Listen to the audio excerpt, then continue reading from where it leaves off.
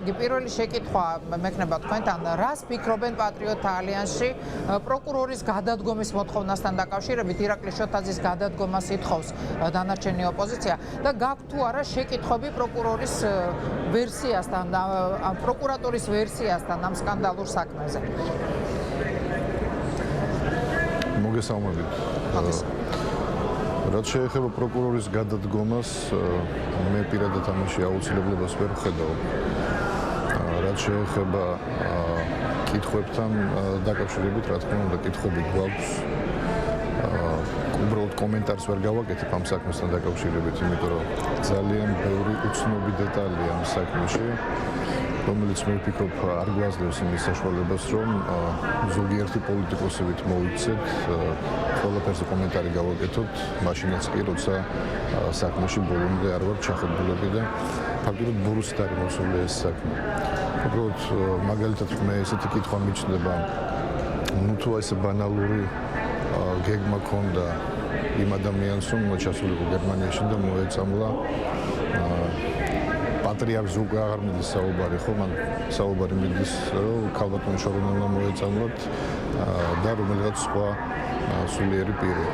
ეს ძალიან ბანალურია, ხო, ჩახვიდა ციანიდით მოწამლო გერმანიაში ადამიანი, ბუნებრივია რომ ეს გაიხსნება ეს საქმე ეგრევე ციანიდს აღმოაჩენენ სისხლში და იქნება სერიოზული საერთაშორისო სკანდალიც ეს ერთი და მეორედ კიდე ხო გეუბნებით ძალიან ისე ბანალურად ვიყურებ მე ამ ყველაფერს. მე ვფიქრობ, რომ უფრო სხვა რაღაცაშია საქმე, ჯერ ამაზე გამიჭირდება თქმა უნდა საუბარი. რას გულისხმობთ, რა სხვა რაღაცაში რას გულისხმობთ, ბატონო გიორგი? სხვა რაღაცაში საქმე, ანუ რაში შეიძლება იყოს? შესაძლებელი აქ დადგმასა აქვს უფრო ადგილი, ვინაიდან ეს გახმაურებული საქმე. შესაძლებელია რომ თქვა ამ საქმით უნდათ რომ გადაფარონ რომელიმე სხვა საქმე და ყურადღება ესე ვთქვათ ამ საქმე რომ მიიპყროს ის ყურადღება რომ რა ყურადღებას მიიპყროს საზოგადოების მხრიდან ამ საქმით რომელიმე სხვა საქმე გადაიფარება. ანუ მილიონი ვერსია შეიძლება. ვინ დადგა? ანუ ხელისუფლებას ადებთ თქვენ ხელს ხელისუფლებამ დადგა ეს საქმე? იცით რა არის ესე ანუ არ ჩვენ არ შეგვიძლია საუბარი მაგალითად ცალსახად რომ ხელისუფლებამ დადგა. ჩვენ ვიცით რომ 9 წლის განმავლობაში თუნდაც იმ სისტემაში რომელსაც ქვია საპატრიარქო და ეკლესია ხო ინერგებოდა თუნდაც სხვადასხვა სუსის თანამშრომელი უფრო შორეული წარსული რომ გავიხსენოთ საბჭოთა კავშირის პერიოდში თქვენ გახსოვთ ხო რომ ასევე უშიშროების კადრები ინერგებოდნენ ამ სისტემაში ნაცმოძრაობამ დატოვა იქ კვალი, სერიოზული კვალი დატოვა და ჩვენ ახლა დღეს ვიცით რომ ფაქტობრივად სინოდი გაყოფილია 2-3 ძალიან ცუდია რა თქმა უნდა, მაგრამ კიდევ ერთხელ ვამბობ, კომენტარის გაკეთება არ შემიძლია. მე ჩემს საუბარს ახლა უფრო დავარქმევდი მაგალითად მსჯელობას ხმამაღლა და არა კომენტარს. უბრალოდ ვამბობ, რომ ძნელია საუბარი თემაზე, რომელიც ჩემთვის და საზოგადოებისთვის ცნობილია მხოლოდ 5%-ით. ისიც ის ინფორმაცია, იმ ინფორმაციას ვფლობ ჩვენ და საზოგადოება, რასაც გვაწვდის პროკურატურა. უფრო მეტი ინფორმაცია, უფრო მეტი ინფორმირებაა საჭირო. მაგალითად მე სიამოვნებით გავესაუბრებოდი იმ დეკანოს მამალაძეს. სიამოვნებით გავესაუბრებოდი და ვფიქრობ უფრო მეტ რამეს გავარკვევდი.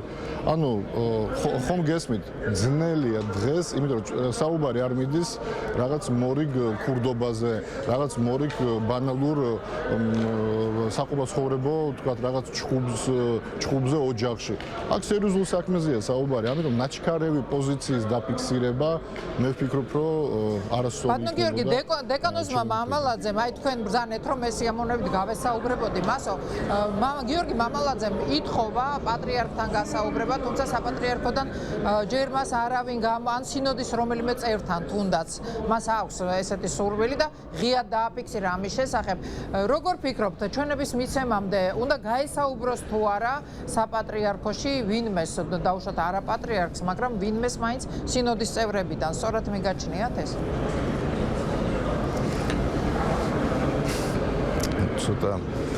ცოტა უხერხული კითხვა დამისვით ახლა, მაგრამ იმიტომ რომ კიდევ ერთხელ მე ვერ ვუყურებ სულიერ პირს, როგორც ვთქვათ, ერის პირს და სამოქალაქო პიროვნებას. ანუ მათ თავიანთი კანონები აქვს, ალბათ თავიანთი უფლებებიც აქვთ და ერთ-ერთი უფლება ხო არა სამოქალაქო, არამედ ესე ვთქვათ სულიერი მსახურის უფლებაც ალბათ არის ის, რომ დაელაპარაკოს თავის ძმებს საპატრიარქოში, მათ შორის ალბათ პატრიარქსაც, იმიტომ რომ პატრიარქის ინტერვიუ მაქვს მოსმენილი, სადაც ის ამბობს, რომ დეკანოს მამალაძეზე კარგის მეტის არაფერი ეთქმის მას და უბრალოდ ვფიქრობ, რომ ბატონო გიორგი, თუმცა ეს არის ცნობილი ინტერვიუ პატრიარქთან, რომელიც გერმანიაში იქნა ჩაწერილი და იყო ამაზეც საკმაოდ სკანდალური გახდა შემდეგ ეს ინტერვიუ.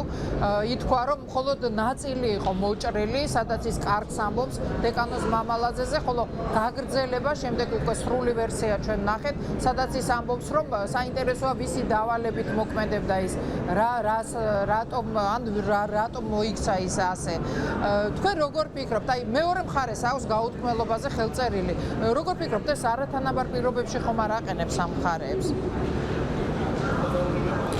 კი ბატონო, აი ზუსტად ამაზე ვსაუბრობ, რომ ძალიან ბევრი რამ არის ხელმიუწვდომელი ჩვენთვისაც და საზოგადოებისთვისაც. ძალიან ბევრი რამე არის გაუგებარი. კიდევ ერთხელ ვამბობ, რომ აი ძალიან ბანალურია, რომ ჩავიდეს ადამიანი აქედან, ჯერ ერთი ბანალური არის ის, რომ მრევლში ეძებს ციანიც, ასე ვთქვათ. მერე ბანალურია, რომ საზღვარზე გადააქვს, ამ დროს იცის, რომ მის გარდა უკვე სხვაც ფლობს ამ ინფორმაციას. აი ბევრი კითხვა მიჩნდება, მართლა ლოგიკური კითხვა, რომელსაც მაგალითად იგივე პროკურატურას დაუსვავდი და ალბათ პასუხს ვერ მივიღებ, ან შეიძლება როდესაც კი მივიღოთ ამაზე პასუხი, მაგრამ აი ასეთი კითხვა, ასეთ რეჟიმში უბრალოდ რამის კომენტარის გაკეთება, კიდევ ერთხელ ვამბობ, მე ვფიქრობ, რომ არც არასწორი, არც არასერიოზული იქნებოდა ჩვენი მხრიდან და ნაადრევიც არის. დაველოდოთ გამოძიებას, მეც მაინტერესებს თუ მართლა არ იყო ეს დადგმა მაგალითად და ამ ადამიანს მართლა გადაქონდა ციანიდი და მართლა აპირებდა ვიღაცის მოწამვლას, მაინტერესებს რა თქმა უნდა ვინ დგას ამ ყველაფრის უკან, რა მიზანს ემსახურებოდა ეს ყველაფერი და ასე ანუ ეს ყველაფერი რა თქმა უნდა არა მხოლოდ ჩემთვის, თქვენთვისაც და ყველასთვის არის საინტერესო, მაგრამ მივიდეთ იქამდე, რომ დღეს ჩვენ მარტო ვიცით, რომ არსებობს ერთი ადამიანი, რომელსაც გადაქონდა ციანიდი და რაღაცას აპირებდა. თავის დაპირებდა თუ არა, ეგ არ ვიცით. უბრალოდ ვიმარჩიელოთ, მე მიმაჩნია, რომ ეს არასწორი პოზიცია იქნებოდა ჩვენი მხრიდან.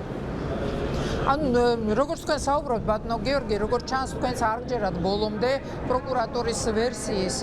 როგორ ფიქრობთ, რატომ არ ასაჯაროებენ მტკიცებულებას პროკურატურიდან, რასაც სხვათა შორის მოითხოვს ყველა მხარე?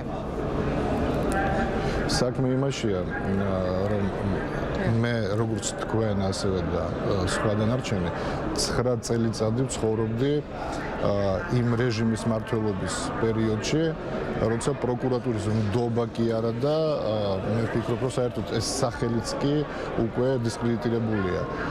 აქედან გამომდინარე დღევანდელი პროკურატურის ნდობა ჩემი მხრიდან, ну ალბათ უფრო მეტად, მაგრამ მაინც ნაკლებად არის შესაძლებელი, მეტად იმ პროკურატურაზე, მაგრამ მაინც ნაკლებად არის შესაძლებელი ჩემი ნდობა, იმიტომ რომ ძალიან ბევრი პროკურორი და თანამშრომელი, პროკურატურის თანამშრომელი დღესაც მუშაობს.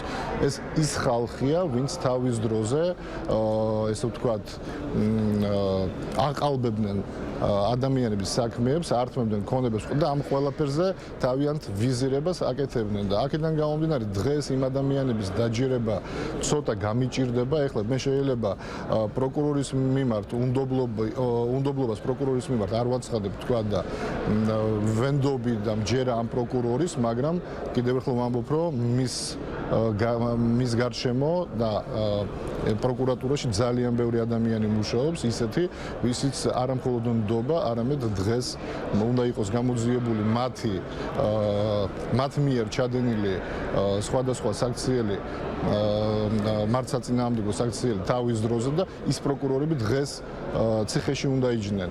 და აქედან გამომდინარე ვამბობ, რომ რა თქმა უნდა ბოლომდე პროკურატურას ვერ ვენდობი სამწუხაროდ, ამიტომაც მიჩნდება სხვადასხვა კითხვა. და ბატონო გიორგი, თქვენ თქვით რომ ბევრი კითხვები მაქვს პროკურატურასთანო. საინტერესო არის კიდევ რა კითხვები გაქვთ, აი ხმამაღლა რომ გააჟღეროთ, თუნდაც იქნებ პროკურატურამაც მოისმინოს თქვენი შეკითხვები. თავარი შეკითხვები რა გაქვთ პროკურატურასთან? ამ საქმესთან დაკავშირებით.